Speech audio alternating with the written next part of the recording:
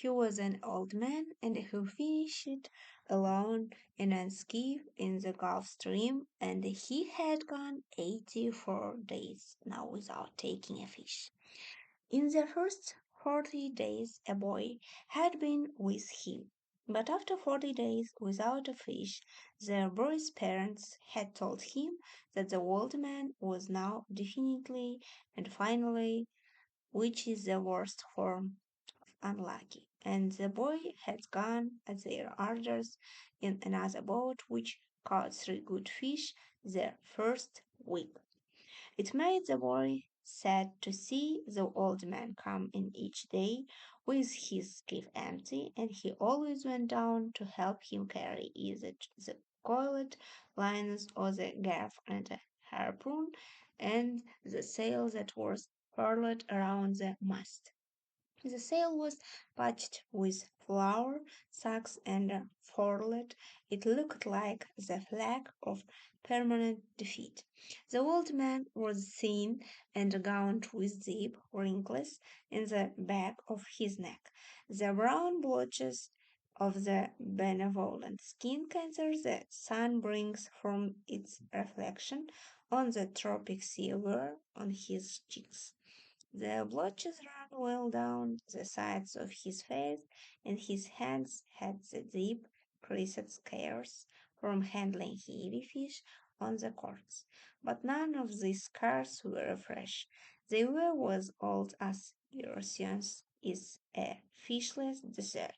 Everything about him was old except his eyes, and they were the same color as the sea and were cheerful and undefeated. Santiago, the boy said to him as they climbed and back from where the skiff was hauled up. I could go with you again. We've made some money. The old man had taught the boy to fish, and the boy loved him. No, the old man said, you're with the lucky boat. Stay with them. Rod, remember how you went 87 days without fish and then we caught big ones every day for 3 weeks. I remember, the old man said. I know you did not leave me because you doubted. It was Papa made me leave. I am a boy and I must obey him. I know, the old man said.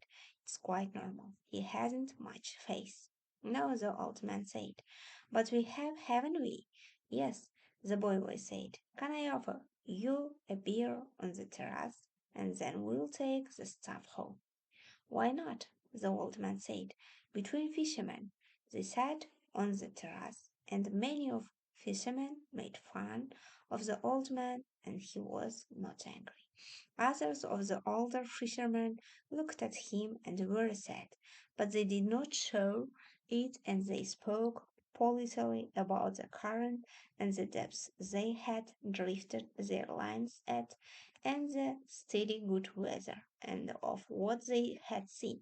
Successful fishermen of that day were already in and had buttered their marlin out and carried them laid full length across 2 planks, with men straddling at the end of each plank, to the fish house where they waited for the ice truck to carry them to the market in Havana, whose those who had caught sharks had taken them to the shark factory on the other side of the cove where they were hoisted on a block and the tackle, their livers removed, their fins cut off and their heads skinned out and their flesh cut into strips for satiety. When the wind was in the east, a smell came across the harbor from the shark factory. But today there was only the faint edge of the odor because the wind had backed into the north and then dropped off, and it was pleasant and sunny on the terrace. Santiago, the boy said. Yes, the old man said. He was holding his glass and thinking of many years ago. Can I go out to get saddles for you for tomorrow? No, go and play baseball. I can still row. and the regular will throw the net. I would like to go. If I cannot fish with you, I would like to serve in some way. You bought me a better, the old man said. You are already a man. How old was I when you first took me in a boat? 5, and you, Nearly, were a kid when I brought the fish into Green, and he nearly tore the boat to pieces. Can you remember? I can remember the tail slipping, and the banging, and the spars breaking, and the noise of the clubbing. I can remember you throwing me into the bowl where the wet coiled lines were and feeling the whole boat shiver and the noise of you clubbing him like sharpening a tree down and the can you really remember sweet bleed smell all over me. Can you really remember that? Oh, did I just tell it to you? I remember everything from when we first were together. The old man looked at him with his sunburned, confident, loving eyes. If you were my boy, I'd take you out and gamble, he said. But you are your father's and your mother's, and you are in a lucky boat. May I get there? Said Nice. I know where I can get 4 bits too. I have mine left from today. I put them in salt in the box. Let me get 4 fresh ones. One, the old man said. His hope and his confidence had never gone, but now they were freshening as when the breeze rises. 2, the boy said. 2, the old man agreed. You didn't steal them. I would, the say said. But I bought this. Thank you, the old man said. He was too simple to wonder when he had attained humility. But he knew he had attained it, and he knew it was disgraceful, and it carried no loss of true pride. Tomorrow is going to be a good day with this current, he said. Where are you going? The boy asked. Far out to come, and when the wind shifts, I want to be out before it is light. I'll try to get him to work far out, the boy said. Then if you hook something slowly, big we can come to your aid. He does not like to work too far out. No, the boy said. Rather I will see something that he not can see, such as a bird working, and get him to come out after Dolphy. Are his eyes that bad? He is almost blind. It is strange, the old man said. He never went turtling. That is what kills the eyes. But you went turtling, for years of the mosquito caused, and your eyes are good. I am a strange old man. Rather you strong enough now for a truly big fish? I think so, and there are many tricks. Let us take the stuff home, the boy said, so I can get the cast net and go after the sardines. They picked up the gear from the boat. The old man carried the mast on his shoulder, and the boy carried the wooden buoy for with the collets had braided brown lines, the gaff and the harpoon with its shaft. The box with the baits was under the stern of the skiff, along with the club that was used to subdue the big fish when they were brought alongside. No one would steal from the old man, but it was better to take the sail and the heavy lines home as the dew was bad for them, and so he was quite sure no local people would steal for him. The old man thought that a gaff and a harpoon were a needless temptation to live in a boat. They walked up the road together to the old man's shack and went in through its open door. The old man learned the mast with its rapat still against the wall, and the boy put the box and the other gear beside it. The mast was nearly as long as the one room of the shack. The shack was made of the sod butt shields of the royal palm, which are called guana. and in it there was a bed, a table, one chair, and a place on the dirt floor to cook with charcoal. On the brown walls of the flattened, overlapping leaves of the study favorite guana, there was a picture in color of the sacred heart of Jesus and another of the Virgin of Calvary. These were relics of his wives. Once there had been a tinted photograph of his wife on the wall, but he had taken it down because it made him too lonely to see it, and it was on the shelf in the corner under his clean shirt. What do you have to eat? The boy asked. A pot of yellow rice with fish. Do you want some? No, I will eat at home. Do you want me to make the fire? No, I will make it later on, or I may eat the rice cold. May I take the castanet? Of course. There was no castanet, and the boy remembered when they had sold it, but they went through this fiction every day. There was no pot of yellow rice and a fish, and the boy knew this too. 85 is a lucky number, the old man said. How would you like to see me bring one in that dress out over the thousands pounds? I'll get the cast net and go for Sarnice. Will you sit in the sun in the doorway? Yes, I have yesterday's paper, and I will read the baseball. The boy did not know whether yesterday's paper was a fiction too. But the old man brought it out from under the bed. Pericor gave it to me at the bodega, he explained. I'll be back when I have the sadness. I'll keep yours and mine together on ice, and we can share them in the morning. When I come back, you can tell me about the baseball. The Yankees cannot lose, but I fear the Indians of Cleveland. Have faith in the Yankees, my son. Think of the great Demiago. I fear both the Tigers of Detroit and the Indians of Cleveland. Be careful, or you will fear even the Reds of Kinkade and the White Sox of Chicago. You study it and tell me when I come back.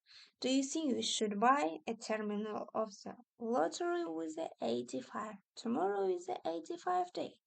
We can't do that, the boy said. But what about the 87 of your great record? It could not happen twice. Do you think you can find an 85? Like another one. One sheet. That's $2 and a half. Who can we borrow that from? That's easy. I can always borrow $2 and a half. I think perhaps I can too, but I try not to borrow. First you borrow, then you beg. Keep warm, old man, the boy said. Remember, we are in September. The month when the great fish come, the old man said, anyone can be a fisherman in May.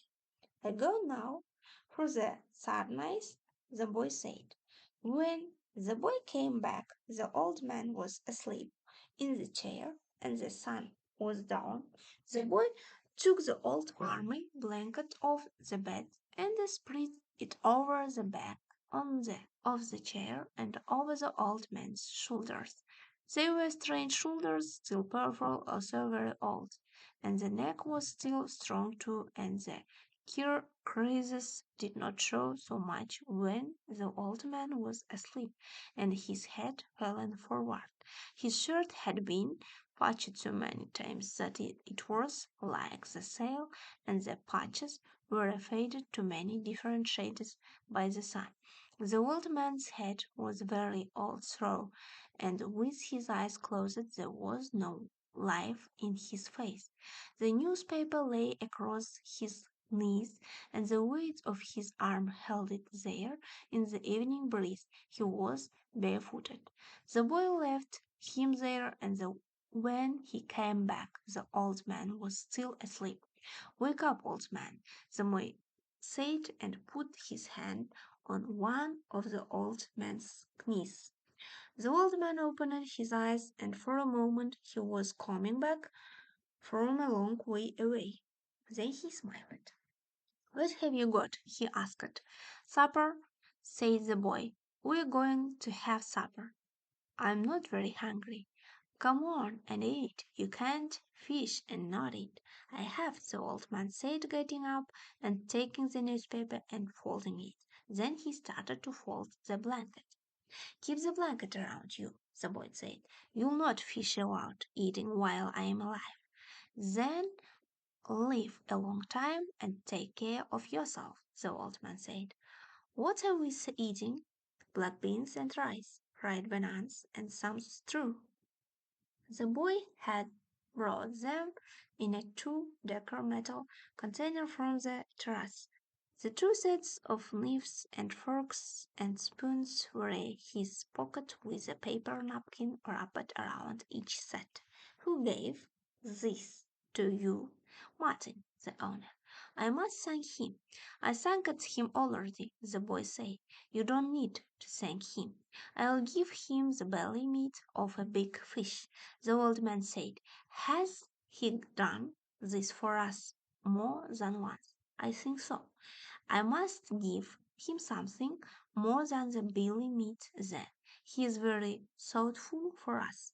He sent 2 beers. I like the beer it cans best, I know, but this is in bottles. He to beer, and I take back the bottles." "That's very kind of you," the old man said. "Should we eat?" "I've been asking you to," the boy told him gently. "I have not wished to open the container until you were ready." "I am ready now," the old man said. "I only needed time to wash." "Where did you wash?" the boy thought. The village water supply was 2 streets down the road. "I must have water here for him," the boy thought, "and soap and a good towel. Why am I so thoughtless? I must get him another shirt and a jacket for the winter and some sort of shoes and another blanket." "Your story is excellent," the old man said. "Tell me about the baseball," the boy asked him. "In the American League, the Yankees, as I said," the old man said happily. "They lost today," the boy told him. "That means nothing. The great Demiago is himself again. They have other men on the team, naturally, but he makes the difference. In the other leg between Brooklyn and Philadelphia, I must have Brooklyn. But then I think of Zig Ziglar and those great drivers in the old park. There was nothing ever like them. He hits the longest ball I have ever seen. Do you remember when he used it to come to the terrace? I wanted to take him fishing, but I was too timid to ask him. Then I asked you to ask him, and you were too timid. I know it was a great mistake. He might have gone with us. Then we would have that for all of our lives. I would like to take the great DiMaggio fishing," the old man said. "They say his father was a fisherman. Maybe he was as poor as we are and would understand. The great sister's father was never poor, and the father, was playing in the big Legos when he was my age. When I was your age, I was before the most on a square rigged ship, then ran to Africa, and I have seen lions on the beaches in the evening. I know you told me. Should we talk about Africa or about baseball? Baseball, I think the boy said. "Tell me about the great John, Mr. Grow," he said, daughter for G. He used to come to the terrace sometimes, too, in the older days, but he was proud and hair-spoken and difficult when he was drinking. His mind was on horses as well as baseball. At least he carried a list of horses at all times in his pocket and frequently spoke the names of horses on the telephone. He was a great manager, the boy said. "My father thinks he was the greatest because he came here the most times," the old man said. If Dorothy had continued to come here each year, your father would think him the greatest manager. Who is the greatest manager, really? Liquel or Mike Donzells? I think they are equal. And the best fisherman is too. No, I know other better. Cuba, the boy said. There are many good fishermen and some great ones, but there is only you. Thank you. You make me happy. I hope no fish will come along so great that he will prove us wrong. There is no such fish if you are still strong as you say. I may not be as strong as I think, the old man said, but I know many tricks and I have resolution. You ought to go to bed now so that you will be fish fresh in the morning. I will take the things back to the terrace. Good night then. I will wake you in the morning. You're my alarm clock, the boy said. Age is my alarm clock, the old man said. Why do old men wake so early? Is it to have one longer day? I don't know, the boy said. All I know is that young boys sleep late and I can't remember it. The old man said, I'll waken you in time. I do not like for him it waken me. It is a so I very inferior, I know. Sleep well, old man.